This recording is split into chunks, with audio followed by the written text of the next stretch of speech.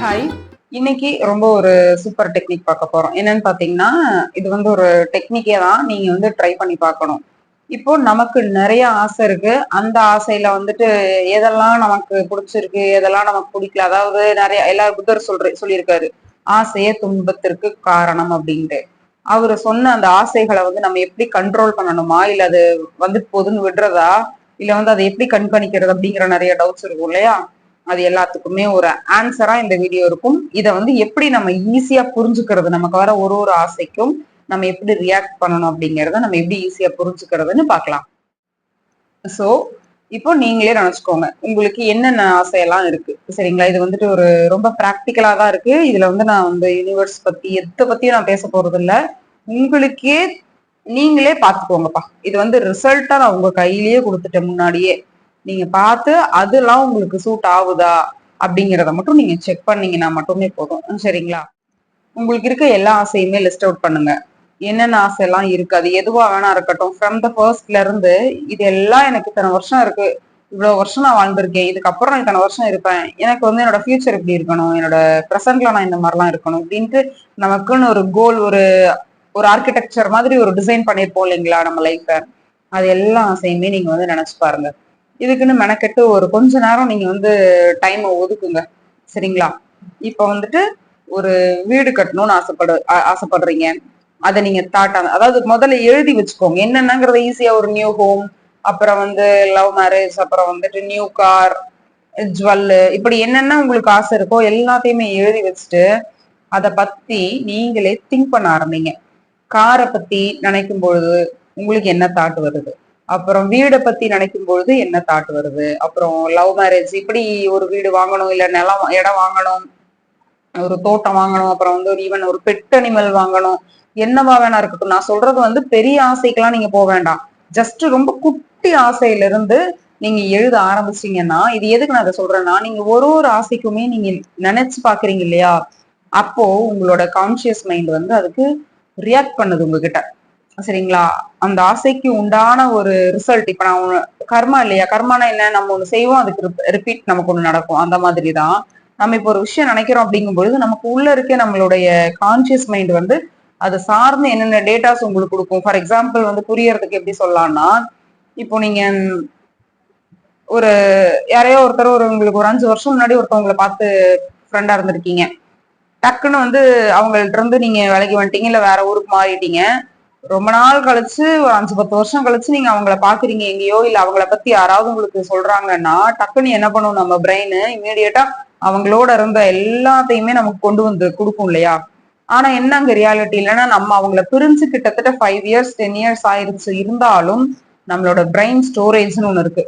அதுதான் இந்த conscious mind. நீங்க ஒருத்தரோட பேரை சொல்றீங்க. இப்போ ஒரு பேர் சொன்னீங்கன்னா, அந்த பேருக்கு உங்களுக்கு தெரிஞ்ச அந்த பேர்ல இருக்கவங்க கூட உங்களுக்கு இருந்த அந்த ரிலேஷன்ஷிப், அந்த கனெக்ஷன்ஸ், அவங்க கூட நீங்க எங்கேயாவது போன அந்த மெமரிஸ், இப்படி எல்லாமே நமக்கு எடுத்து கொடுக்குது இல்லைங்களா? இதுதான் பிரெயினோட வேலை. சோ இந்த ஒரு பேட்டர்ன் நீங்க புரிஞ்சுக்கணும். இப்ப நான் சொந்த வீடு வாங்க போறேன். எனக்கு இவ்வளவு ஸ்கொயர் ஃபீட் இருக்கணும். எனக்கு வந்து இந்த மாதிரி ஒரு டிசைன் இருக்கணும் வீடு அப்படின்னு நீங்க நினைக்கிறீங்க.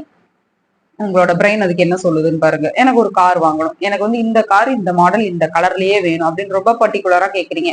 அதுக்கு உங்க பிரெயின் என்ன சொல்லுது? இப்படி ஒண்ணு ஒண்ணையும் நீங்க சொல்ல சொல்ல என்ன ஆகும்னா, உங்களோட உங்களோட எண்ணங்களே உங்களுடைய மத்தவங்க யாருமே இதை வந்து கெடுக்கல. மத்தவங்க யாரும் உங்களுக்கு நடத்தி கொடுக்கல.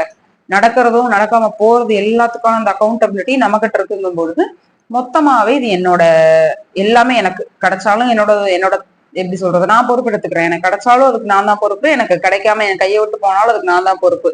இப்படி ஒரு மைண்ட் செட்ல உட்கார்ந்து நீங்க உங்களோட ஆசையை நினைக்கும் பொழுது நீங்க தெரிஞ்சுக்க முடியும். ஓகே, நான் வீடு கட்டணும்னு நினைக்கும் பொழுது என்னோட கான்சியஸ் வந்து இந்த எண்ணத்தை தான் எனக்கு கொடுக்குது. இப்ப இந்த எண்ணம்ங்கிறது எனக்கு பாசிட்டிவா இருக்கா, நெகட்டிவா இருக்கா? இப்ப இந்த இடத்துல நான் பாசிட்டிவா பத்தி பேசல, நெகட்டிவ் பத்தி பேசல, யூனிவர்ஸ் பத்தி பேசல, ஸ்பிரிச்சுவாலிட்டியோ இல்ல டிவைனிட்டி எதுவுமே கிடையாது.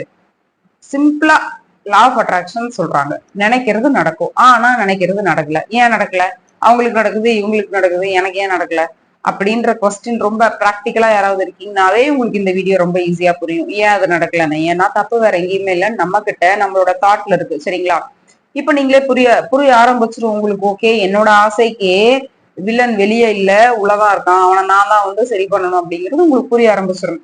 அதை எப்படி சரி பண்ணணும் அப்படிங்கிறதுக்கு நிறைய வீடியோஸ் நம்ம சேனல்ல போட்டிருப்போம், நிறைய வீடியோஸ் மத்த சேனல்லயும் இருக்கு. அதாவது உங்களோட மைண்ட் செட்டை நீங்க எப்படி வச்சுக்கணும், எப்படி வச்சுக்கிட்டா நீங்க வந்து ஒரு நியூட்ரலான லைஃப், ஹாப்பி லைஃப் கூட வேண்டாம், ஒரு நியூட்ரலான லைஃப். ஏன்னா நீங்க வந்து ரொம்ப ஹாப்பி அப்படின்னு ஒண்ணு போனீங்கன்னா அதுக்கு ஆப்போசிட்னு ஒண்ணு இருக்கு.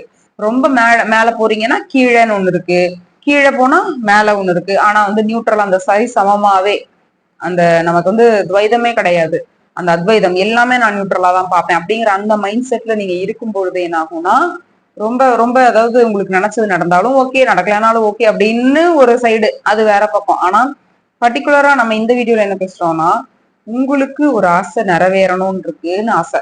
ஆனா அந்த ஆசையை யாருக்கு எடுக்கிறா, ஏன் நிறைவேறதுக்கு லேட் ஆகுது அப்படின்னு நம்ம புரிஞ்சுக்கிறது தான் உங்களோட சொந்த எண்ணங்களே உங்களுக்கு சொல்லி கொடுத்துரும். அப்படியே அப்பட்டமா வெட்ட வெளிச்சம் போட்டு காமிச்சிரும். அப்ப நீங்க ஈஸியா தெரிஞ்சுக்கலாம், ஓகே நமக்கு லவ் மேரேஜ் அப்படின்னா செட் ஆகாது.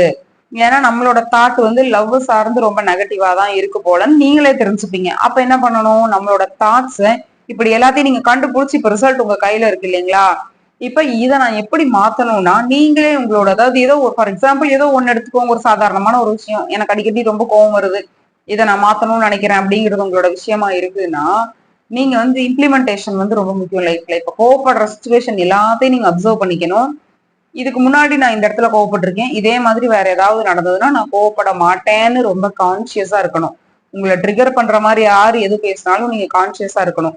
இப்ப நான் வந்து உங்களை ஒண்ணு சொல்றேன், உங்களுக்கு இதை சொன்னா கோவம் வரும்னு தெரியும், ஆனாலுமே நான் அதை வந்து உங்களுக்கு சொல்றேன், டக்குன்னு நீங்க ட்ரிகர் ஆகுறீங்க, கோவம் வந்துருச்சு உங்களுக்கு. இப்படிதான் ரெகுலர் பேட்டர்ன்ல நீங்க இருக்கீங்க. ஆனா இன்னைக்கு வந்து நான் உங்களை இந்த மாதிரி கோவப்படுத்தணும்னு அகைன் வாண்டடாவே வந்து பேசுறேன். நீங்க கான்சியஸா இருக்கீங்க, ஓகே இது இப்படி பேசினா நம்ம அதுக்கு ரியாக்ட் பண்ணக்கூடாது, இவங்க என்ன பேசினாலும் நம்ம அமைதியா இருக்கணும்ட்டு. சோ இந்த தாட் அப்படிங்கிறது உங்களோட கான்சியஸ்க்கு புதுசு. சரிங்களா, இவ்வளவு நாள் இந்த மாதிரி சொன்னா நான் கத்துவேன் அப்படிங்கிறது நீங்க கத்தல, உங்களோட கான்சியஸ்ல நீங்க பதிய வச்சிருக்கீங்க. நீங்க கத்தலைனாலும் அங்க ஆட்டோமேட்டிக்கா அது நடக்க ஆரம்பிக்கும். அதுக்கப்புறம் சொல்லுவோம், ஐயோ நானும் இவ்வளவு கண்ட்ரோல் பண்றேன்டா, என்ன மீறி ஒண்ணு வருதுன்னு சொல்றோம் இல்லையா. நம்மள மீறி வர்றதுதான் என்னன்னா, நம்ம டேட்டா பேஸ்க்குள்ள அப்படி போட்டு வச்சிருக்கோம், ஸ்டோரேஜ் எல்லாம் தூக்கி அள்ளி போட்டு ஃபுல் பண்ணி வச்சிருக்கோம். இப்படி நடந்தா நான் இப்படிதான் இருப்பேன், இப்படி நடந்தா நான் இப்படிதான் இருப்பேன்ட்டு. சோ நீங்க ஒன்ஸ் ஸ்டாப் பண்ணாலும் நீங்க போட்டு வச்ச ஸ்டோரேஜுக்கு ஏத்த மாதிரி தான் உங்களோட பாடி ரியாக்ட் பண்ணும். சோ புது புது எண்ணங்களை நீங்க போடணும். இப்ப லவ்னா அது சார்ந்து என்ன ஒரு பாசிட்டிவான எண்ணங்கள் அதை போடணும். உங்களுக்கு பிடிச்ச மாதிரி, அதாவது உங்களோட ஆசையை நிறைவேற்றிக்கணும். அதுக்கு எப்படி இருக்கணும் அப்படிங்கறது அப்கோர்ஸ் கண்டிப்பா எல்லாருக்குமே தெரிஞ்சிருக்கும். தெரியல அப்படின்னா நீங்க நிறைய வீடியோஸ் பார்த்து தெரிஞ்சுக்கலாம், இல்ல நம்மளோட அடுத்தடுத்த வீடியோஸ் நீங்க செக் பண்ணீங்கனாலும் உங்களுக்கு தெரியும். சரிங்களா, சோ இதுதான் பேட்டர்ன், இப்படிதான் இருக்கும். நீங்க வேற யாருக்கிட்ட போய் என்னை பத்தி ஏதாவது சொல்ல, எனக்கு இது ரொம்ப வந்து ஒரு விஷயம் இப்படி நடக்கணும், ஆனா ரொம்ப கஷ்டமா இருக்கு, நடக்க முடியல, நடத்தி வைக்க முடியல எனக்கு, அப்படி இப்படின்னு நீங்க கேட்டு புரிஞ்சுக்கிறத விட அது கூட அடுத்தது, நீங்க இன்னொருத்தவங்கள்ட்ட போய் டிசிஷன் கேட்டு பண்றது ரெண்டாவதா வச்சுக்கோங்க. ஆனா ஃபர்ஸ்ட் நீங்களே எப்படி இருக்கீங்க, உங்க ஆசையை நிறைவேற்ற விடாம என்னைய நானே எப்படி எங்க வந்து முட்டுக்கட்டை போடுறேங்கிறத நீங்க அனலைஸ் பண்ணிட்டீங்க அப்படின்னாலே ஓரளவுக்கு ஒரு 25 to 50% வந்து நீங்க கொஞ்சம் கிளாரிட்டி ஆயிருவீங்க. அதுக்கப்புறம் வரதை நம்ம ஃபர்தரா பாத்துக்கலாம். தேங்க்யூ.